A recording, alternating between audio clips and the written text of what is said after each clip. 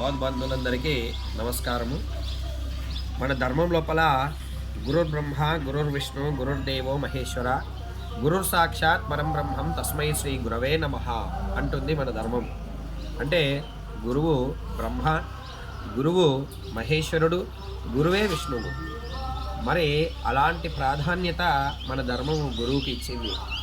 మరి చాలామంది దీక్షల లోపల గురుస్వామి మాటల్ని పెడచెవన పెట్టడం అనేటటువంటి జరుగుతుంది. మరి మంచి చెప్తే కూడా తప్పుగా అపార్థం చేసుకోవడము ఇట్లాంటివి చేస్తుంది. ఇది చాలా తప్పు స్వామి.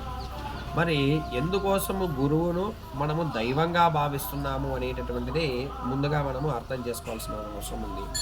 ఎందుకోసమంటే మన గురువు అనేటటువంటి వాడు మనకంటే ఎక్కువసార్లు దీక్షను స్వీకరించినటువంటి వాడై ఉంటున్నాడు.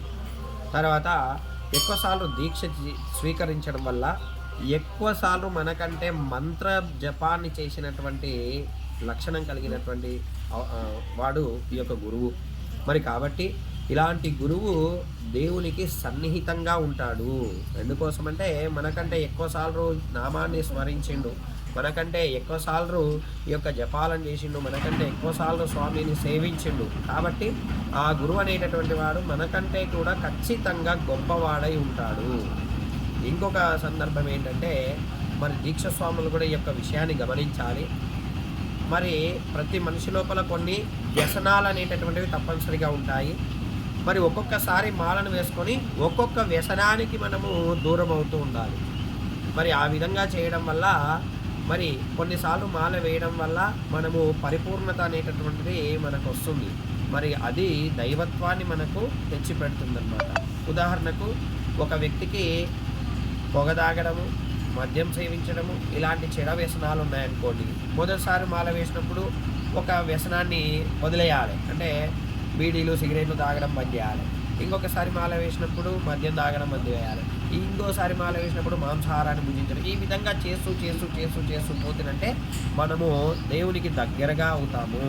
మరి కాబట్టి ఇలాంటి సద్గుణవంతుడైనటువంటి వాడు కాబట్టే గురువు ఖచ్చితంగా దైవంతో సమానమని మన యొక్క శాస్త్రం తెలియజేస్తుంది.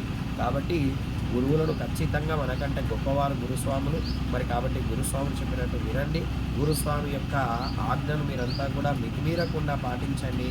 మీకు మంచి చెప్పినా గురువుకు గొప్ప పుణ్యం లభిస్తుంది. మీతో తప్పుడు పనులు చేయించిందనుకోండి, గురువుకే ఆ యొక్క పాపం అనేటటువంటిది మూట కడుతుంది. కాబట్టి తప్పనిసరిగా మీకు ఎలాంటి ప్రమేయం లేదు ఇందులోపల.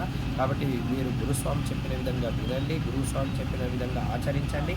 తప్పనిసరిగా ఈ యొక్క దీక్ష అనేటటువంటిది గురుస్వామి అర్థమైన లోపలే సఫలీకృతం చేసుకోవడం అనేటటువంటిది ఖచ్చితంగా ఉండాలని తెలియజేస్తున్నాను.